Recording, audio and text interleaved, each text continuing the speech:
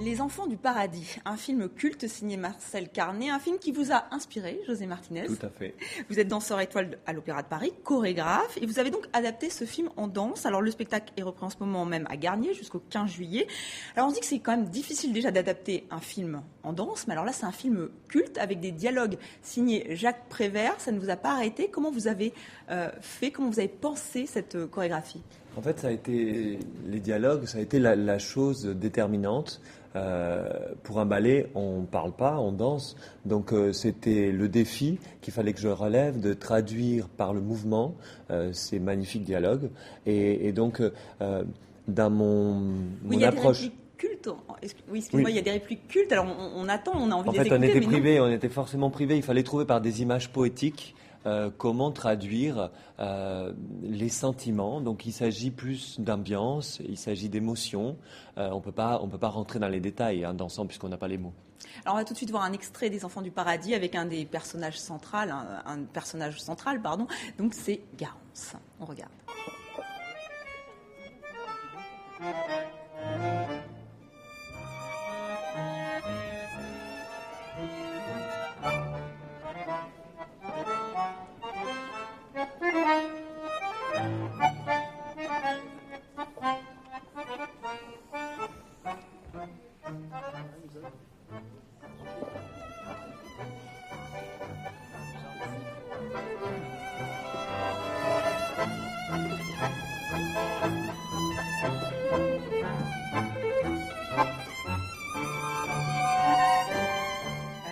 Le Testu qui est absolument incroyable dans ce rôle, qui est divine dans cette robe. Elle signe aussi les costumes. Et l'important, c'était justement il n'y a pas de gros plan, vous l'expliquez, sur une scène. En fait, on s'est servi, des costumes. Le décorateur Ezio Toffolutti a souhaité faire des décors, la plupart en noir et blanc.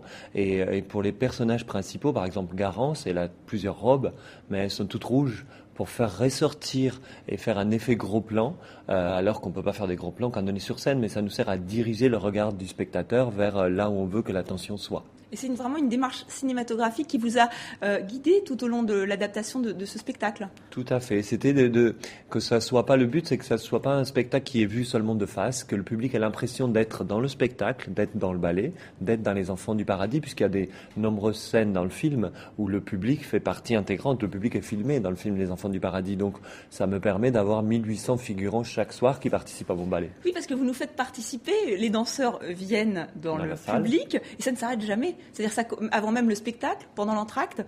Et là aussi, c'est vraiment pour nous brouiller les pistes. C'est pour brouiller les pistes, pour qu'il n'y ait pas ce code de venir à l'opéra voir un spectacle qui est de face, et puis pour que le spectateur se sente pris dans le spectacle et qu'il soit partie intégrante du spectacle. Puis on a ce magnifique grand escalier à l'opéra. Dans le film Les Enfants du Paradis, il y a des nombreux passages qui se passent dans les scènes publiques d'un théâtre. Donc là, on avait un décor naturel à utiliser. Alors justement, aussi ces frontières sont brouillées, hein, vous l'avez dit, mais il y a aussi ce travail d'acteur qui est fort, c'est fidèle au film. Par exemple, les scènes de pantomime sont reproduites sur scène. Vous avez demandé aux danseurs d'être encore plus acteurs ? En fait, je pense que quand on interprète un rôle, quand on joue un personnage, on est habitué à l'interpréter sans parole. Donc c'est une gymnastique qui est facile pour les danseurs, en quelque sorte. Toutes ces pantomimes, c'était un peu particulier puisqu'il fallait faire comme Jean-Louis Barrault, où les pantomimes sont sublimes dans le film, mais il fallait que ça soit projeté plus loin, puisque les spectateurs sont beaucoup plus loin, qu'on n'a pas ces fameux gros plans. Donc il a fallu faire un travail de quelque part, un agrandissement de ces pantomimes pour qu'elles puissent être vues de plus loin. Alors, je disais que c'était un peu une forme d'adieu, de revoir, puisque vous allez quitter l'Opéra Garnier pour repartir en Espagne, votre pays natal. C'est difficile de quitter cette maison.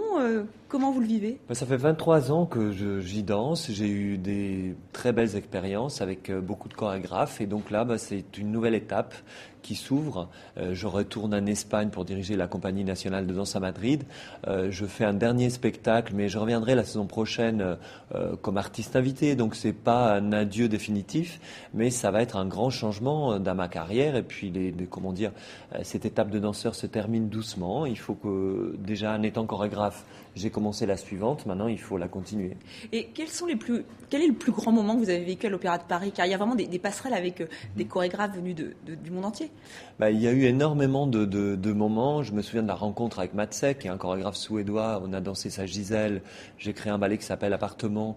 Mais il n'y a pas que ce moment-là. Je pense que le moment le plus fort de ma carrière a été quand j'ai été engagé dans le corps de ballet. C'est pas ma nomination de danseur étoile.